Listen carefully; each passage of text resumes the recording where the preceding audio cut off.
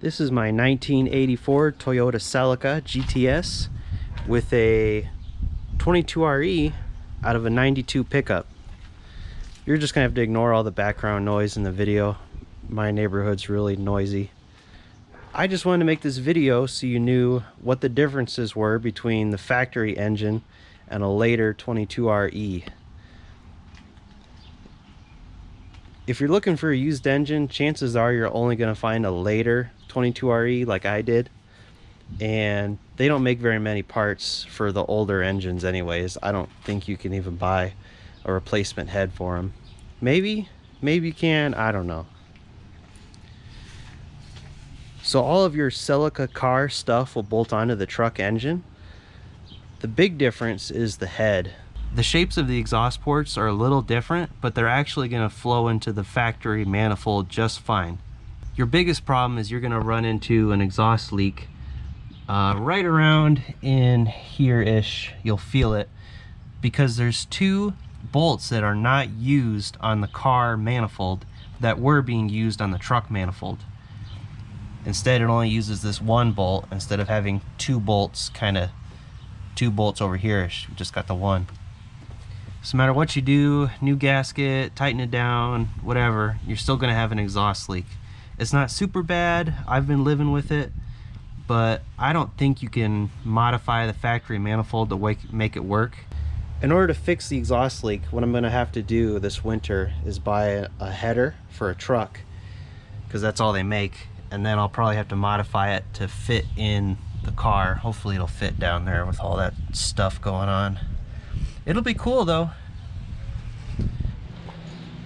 The only other big difference is the placement for the oil pressure sending unit. It's this guy right here.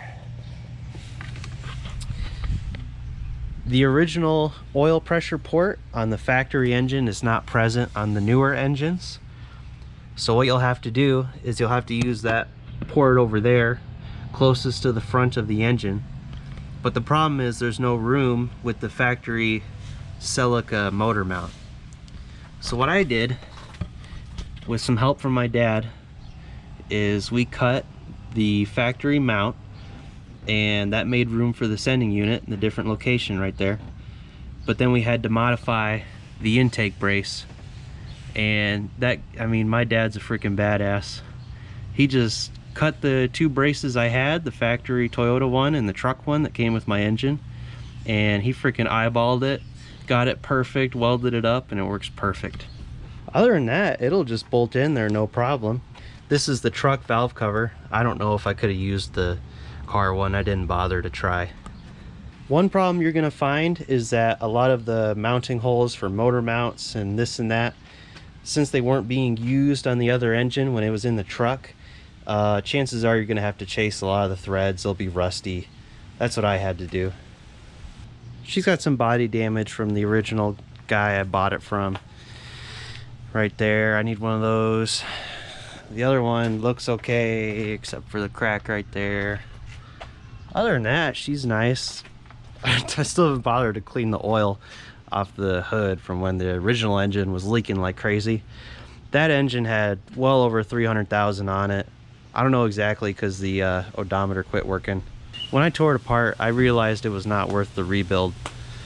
I just wanted to go the cheap route and find a good used engine, and I did.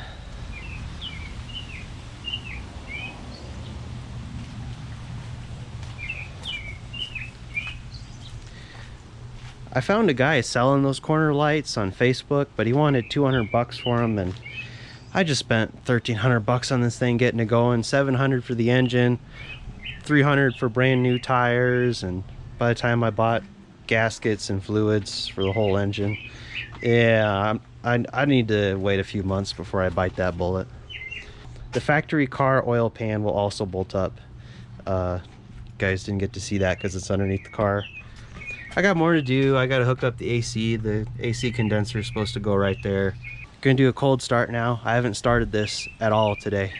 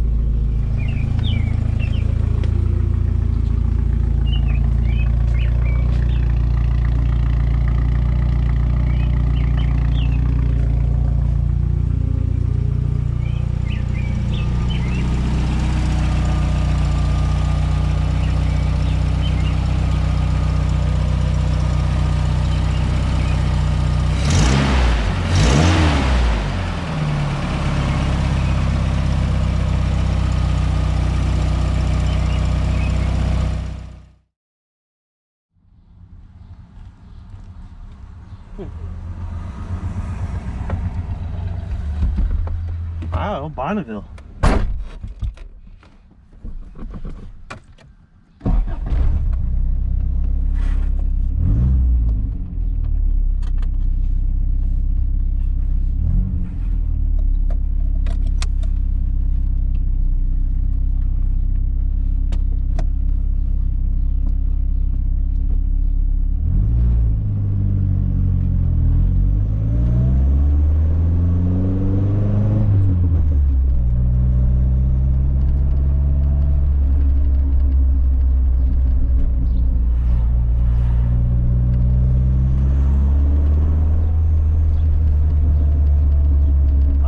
Realizing how many vibrations are in here. Oh well.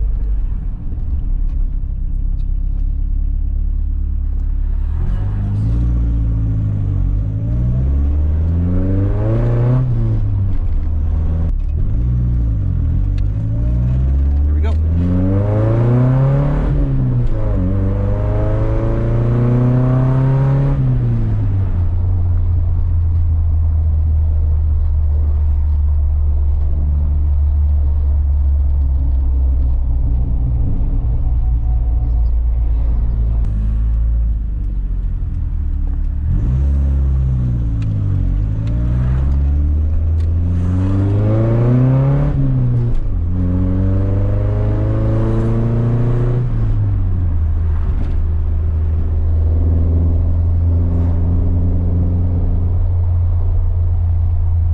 Very fast.